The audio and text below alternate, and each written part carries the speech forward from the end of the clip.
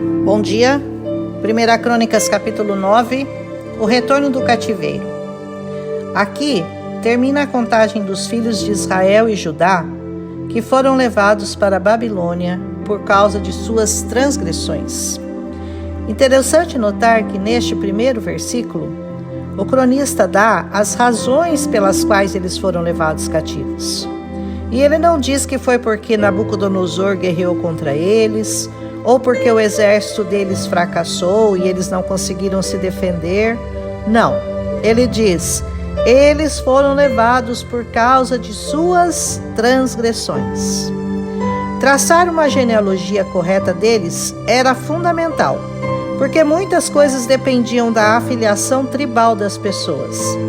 Nós veremos lá em Esdras 2:62 que alguns eram homens comuns e que não puderam comprovar sua genealogia de linhagem sacerdotal e por isso foram desqualificados para o cargo de sacerdotes.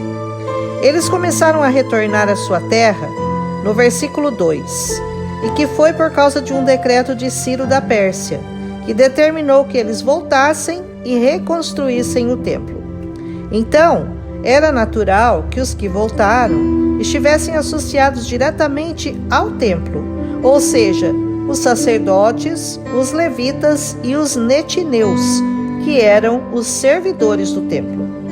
Entre os que retornaram, havia também algumas das tribos do norte, Efraim e Manassés. Então nós deduzimos aqui que nem todas as pessoas das assim chamadas 10 tribos perdidas estavam realmente e definitivamente perdidas. Entretanto, a passagem seguinte não cita ninguém das tribos do norte pelo seu nome. O versículo 4 cita os descendentes de Pérez, os quais eram de linhagem real, mas já não havia mais nenhum reino. Uma grande parte dos que voltaram a Judá eram da tribo de Benjamim. Essa tribo permaneceu leal ao reino de Judá ao sul. Escaparam da deportação anterior para a Síria e agora tinham se beneficiado de um decreto real para voltarem à sua pátria. Dos versículos 10 a 13, temos uma lista de sacerdotes. Essa listagem é importante e indica que houve uma continuação cuidadosa das genealogias e revela que os sacerdotes devem ter mantido o seu conhecimento para que eles pudessem retornar aos seus deveres assim que tivessem voltado para Judá. Nos versículos 14 a 16, vemos que os levitas também estavam prontos a retornar aos seus deveres novamente. Salum, citado no verso 19, era um veterano e liderava um grupo de guardas que cuidavam das portas. O dever de guardar os portões do tabernáculo não era agora diferente dos do tempo de Moisés, uma vez que os pátios ao redor não mais existiam. Guardar os portões do tabernáculo era um dever com uma longa e magnífica tradição. É como guardar o nosso coração. Como diz Provérbios 4:23, sobre tudo o que se deve guardar, guarda o teu coração, porque dele procedem as fontes da vida. Ou seja, guarde seus pensamentos, seus desejos e suas emoções. Tudo de bom ou de ruim que nós fazemos começa no coração. Por isso é importante cuidar dele. Assim como na vida física depende de um coração saudável, a nossa vida espiritual depende dos nossos pensamentos, desejos e emoções. Mas, voltando ao capítulo, nós temos nele uma rápida menção de Samuel no versículo 22, como um administrador do tabernáculo, algo que será retomado por Davi. Alguns sacerdotes tinham por incumbência cuidar dos vasos. Eram pessoas de confiança e geralmente os deveres deles eram passados dos pais para os filhos, uma vez que eles não podiam desempenhar essas funções com mais de 30 anos de idade.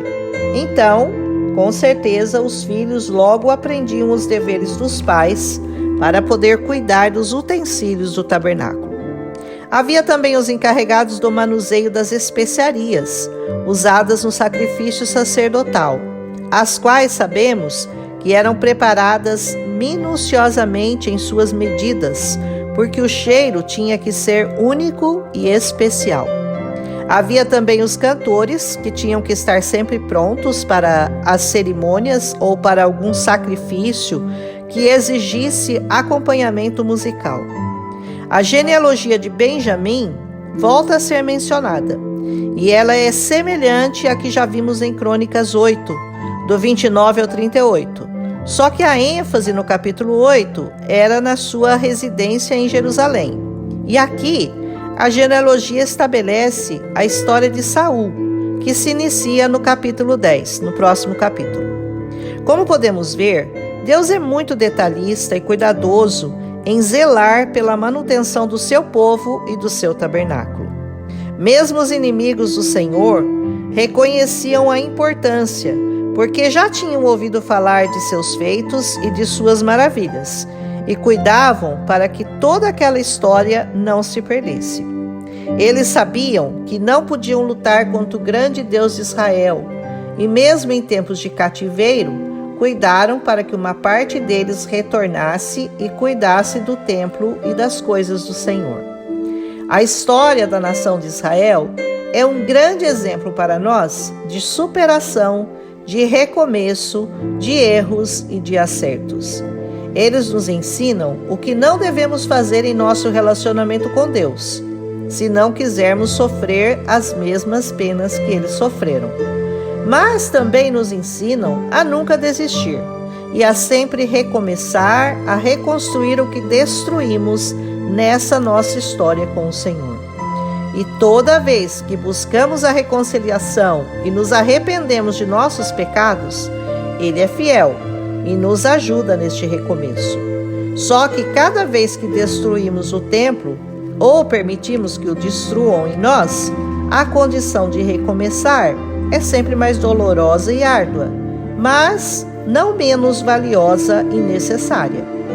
Eu não sei como está o seu templo, seu relacionamento com o Senhor. Se está intacto, se tem algumas fendas, algumas rachaduras que precisam ser tapadas, ou se não restou pedra sobre pedra dele. Mas de uma coisa eu sei, esteja no ponto em que estiver, sempre é possível recomeçar, sempre é possível reorganizar, começando pelos guardas nas portas, pelos vasos que precisam de cuidado, pelos cânticos que precisam ser entoados, pelo unguento ou pelo óleo da unção que precisa ser posto sobre as suas feridas. O que eu sei é que em qualquer momento é possível deixar o cativeiro, deixar o pecado que nos aprisiona e voltar para o Senhor, para reescrevermos uma nova história. Uma história de bênçãos, de paz, de amor, de perdão, de cuidado, de fidelidade e de completa restauração. Algo que só o Senhor pode fazer, mas que depende única e exclusivamente de uma decisão nossa de não olharmos para trás e mirarmos no alto da reconstrução do nosso tabernáculo com Ele.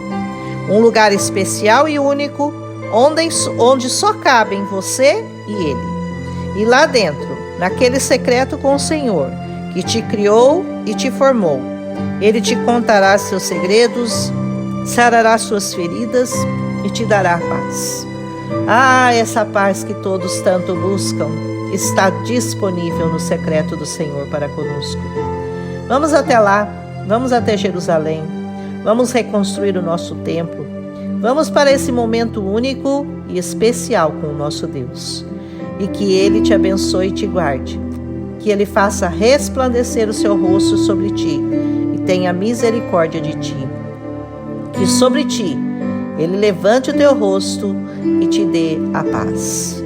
Yevalecha Adonai veshmilecha, Yae Adonai panai elecha vehunika, Issa Adonai panai elecha, Viasen lecha shalom, Viasen lecha shalom.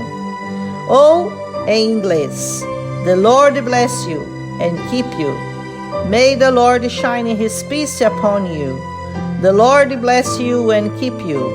May the Lord shine his peace upon you, and be gracious to you. May the Lord look upon you, and give you peace, and give you peace. Aprenda a cantar essa música e a orar essa bênção de número 6 em todas as línguas. Se não conseguir em hebraico e inglês, vale na sua língua e vale muito mesmo.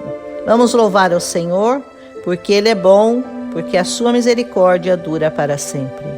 Amém? Um abraço e até amanhã.